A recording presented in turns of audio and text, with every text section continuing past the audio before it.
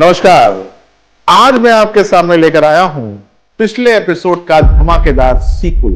जी हाँ, सीक्वल। पिछले एपिसोड में मैंने आपको बताया था कि करोड़पति या अरबपति बनने की कौन कौन सी मानसिक और ज्योतिष विशेषताएं पहले से ही किसी व्यक्ति के अंदर छुपी होती हैं, जो कि हॉरोस्कोप के माध्यम से बाहर निकल के आ जाती हैं। आज मैं इस एपिसोड के माध्यम से आपकी कुंडली को लाइव पढ़ने की चेष्टा करूंगा, क्योंकि मैं अब उन गुणों की क्वालिटी, उनकी गहराई और आपकी कुंडली में उनकी एक्टिवेशन परसेंटेज को परखना चाहता हूं कि वो कितने परसेंट एक्टिवेटेड हैं। मैं आज चेक करूंगा कि क्या सच में आपकी कुंडली में सुपर उच्च योग सक्रिय भी है या नहीं। और भाई, अगर भारत को अगले आने वाले 10 सालों में दुनिया में सबसे ज्यादा अरबपति देने ही हैं, तो शुरुआत यहीं से तो होनी चाहिए, आपसे होनी चाहिए।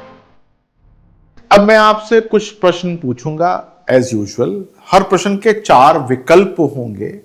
बस दिल से, ईमानदारी से उसका उत्तर दीजिएगा, क्योंकि यह थोड़ा सा मैथ्स भी करना पड़ेगा आपको।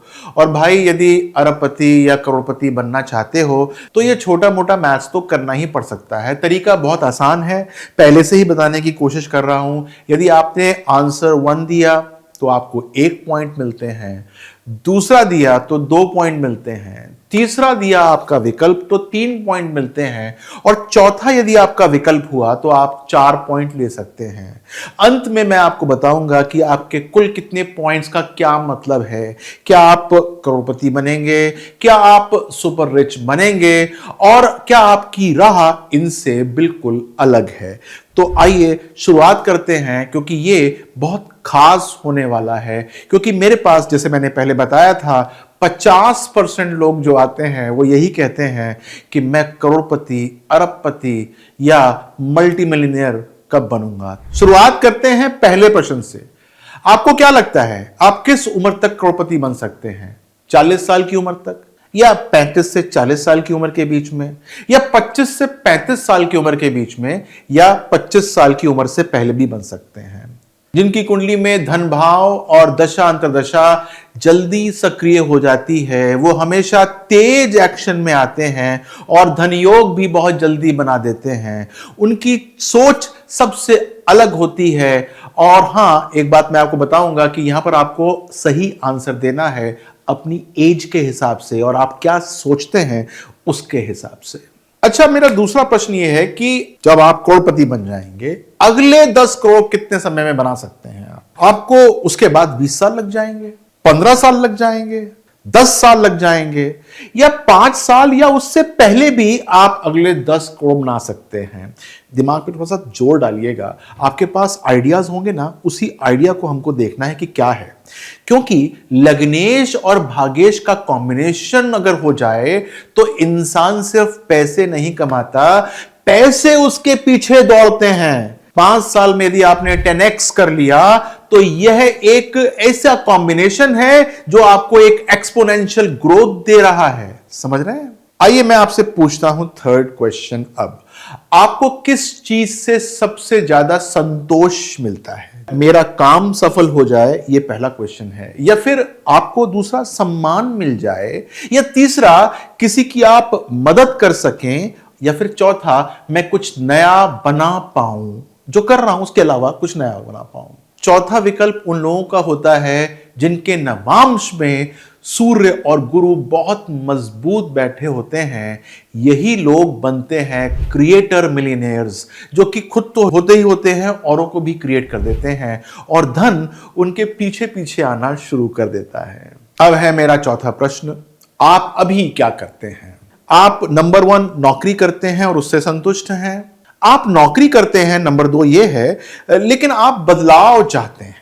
तीसरा यह है कि नौकरी करता रहूं लेकिन मैं कुछ साइड बिजनेस कर लूं, यह तीसरा विकल्प है।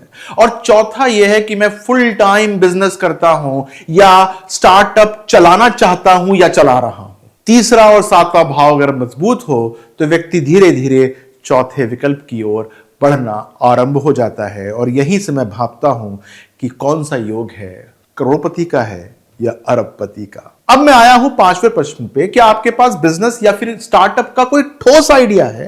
तो पहला विकल्प है नहीं, अभी सिर्फ इच्छा है। दूसरा यह है कि थोड़ा विचार है। थर्ड है ठोस आइडिया है लेकिन अभी योजना बनाई नहीं है।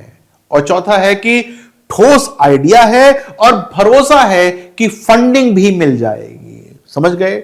चौथा विकल्प उन लोगों का होता है जिनके पास बुध और शुक्र का जागृत अवस्था हमेशा रहती है कुंडली के अंदर। ठीक है, बुध और शुक्र का कॉम्बिनेशन हमेशा जागृत रहता है। अब मैं आता हूं छठे प्रश्न के ऊपर, क्या आप पैसे से भावनात्मक रूप से जुड़ जाते हैं? नंबर 1, हां जुड़ जाता हूं। नंबर 2, थोड़ा थोड़ा जुड़ता हूं। नंबर 3 विकल्प है कि कभी कभी जुड़ता हूं। और चौथा नहीं, बिल्कुल नहीं जुड़ता। पैसा सिर्फ एक टूल है और यही बताता है आपको आपका चंद्रमा कितना स्थिर है और कितना संतुलित है, और फिर शनि उस चंद्रमा के साथ किस प्रकार से योग बना रहा है, आपको पैसे का मास्टर बना रहा है या फिर गुलाम। अब मेरा अगला क्वेश्चन है 7वां, आपके अंदर सबसे मजबूत गुण कौन सा है? नंबर 1 धैर्य, नंबर 2 परिश्रम, नंबर 3 कल्पना, या फिर नंबर 4 विजन यानी कि दृष्टि। तीसरा और चौथा विकल्प जो चुनता है उसका विजन बिलियनेयर का है, यानी कि वो अरबपति बन सकता है।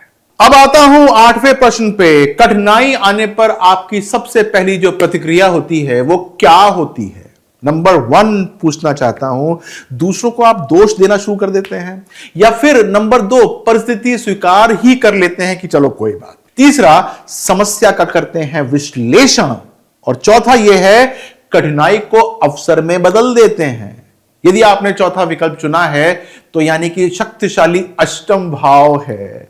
यह क्षमता सिर्फ सुपर रिच लोगों में ही होती है, छोटे मोटे लोगों में नहीं होती। अब मैं आता हूं 9वें प्रश्न के ऊपर, समय के प्रति आपकी क्या सोच है? नंबर 1 समय सिर्फ काटना है। नंबर 2 समय का पालन करना है। नंबर 3 समय का निवेश करना है, यानी समय को इन्वेस्ट करना है। या फिर 4 समय को गुणा करना है, यानी मल्टीप्लाई करना है, कोई सिस्टम बनाना है। यदि आप चौथा विकल्प चुनते हैं तो यानी कि शनि और बुध बहुत अच्छे तारतम्य में हैं। आपकी कुंडली में करोड़पति से अरबपति बनना बहुत ज्यादा दूर नहीं है। अब मैं आता हूं क्वेश्चन नंबर 10 पर, बड़ा इंपॉर्टेंट क्वेश्चन है। क्या आप सोचते हैं क्या भाग्य आपका साथ देता है? नंबर 1 कभी कभी देता है। दूसरा विकल्प है मेहनत के बाद भाग्य मेरा साथ दे देता है। नंबर 3 साथ भाग्य होने के कुछ ना कुछ संकेत मुझे मिलते ही रहते हैं। और चौथा मेरा कर्म ही मेरा भाग्य बना देता है। यदि आपका चौथा विकल्प है तो गुरु और सूर्य की दृढ़ दृष्टि बहुत बढ़िया है आपके हॉरोस्कोप के अंदर।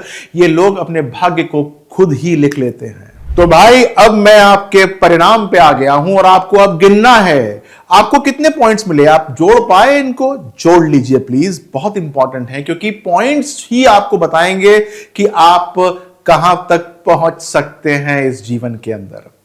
अगर आपको मिलते हैं 10 से लेकर 18 पॉइंट्स तक, 10 से लेकर 18 पॉइंट्स तक, तो आपकी कुंडली में धन योग हल्का है। कर्म योग को सक्रिय आपको करना ही होगा, मुझसे मिलना होगा। अगर आपके 19 से 28 पॉइंट्स हैं तो आपके भीतर मजबूत प्री मिलियनेयर एनर्जी तो है लेकिन वो सक्रिय नहीं है। आपको करोड़पति तो वो बना सकती है, बस आपको एक दिशा चाहिए। यदि आपने 29 से लेकर पॉइंट्स 35 अर्जित किए हैं तो आपकी कुंडली के अंदर एक सुपर रिच योग है। अच्छे ग्रह हैं, तेज ग्रह हैं, अच्छी दशा है, काल भी अच्छा है और लक्ष्मी योग सक्रिय है। और यदि आपके पास 36 से 40 पॉइंट्स आ जाते हैं तो आपके अंदर बिलियनेयर होने की क्षमता है, यानी अरबपति होने की क्षमता है। आपके ग्रह खुद अवसर बनाते हैं, सही दिशा में आप असंभव को संभव कर देते हैं। ठीक है, मौज लीजिए आप। क्या समझे आप? धन योग का परिणाम नहीं, कर्म की ऊर्जा का प्रतिबिंब है। आपकी कुंडली में कौन सा योग आपको सुपर रिच बना रहा है और वो कब सक्रिय होगा, ये सब मैं आपको बता सकता हूं। तो तो आपको क्या करना है, आपको कमेंट में एक तो अपने पॉइंट्स लिख देने हैं, कितने आए, आपका स्कोर कितना आया जरूर, और देखिए कि आपके अंदर वो सुपर रिच एनर्जी है कि नहीं। और यदि फिर भी अगर नहीं लगती आपको और आप चाहते हो कि हो, तो आपको मुझसे मिलना होगा। लेकिन ध्यान देने की बात यह है कि मैं आपके अंदर सुपर रिच एनर्जी को धड़का सकता हूं, बनाना आपको है। याद रखिए, कुंडली सिर्फ मार्ग दिखाती है, पर उससे चलने की शक्ति आपके कर्म के अंदर छुपी होती है। अपना ध्यान रखिएगा। नमस्कार।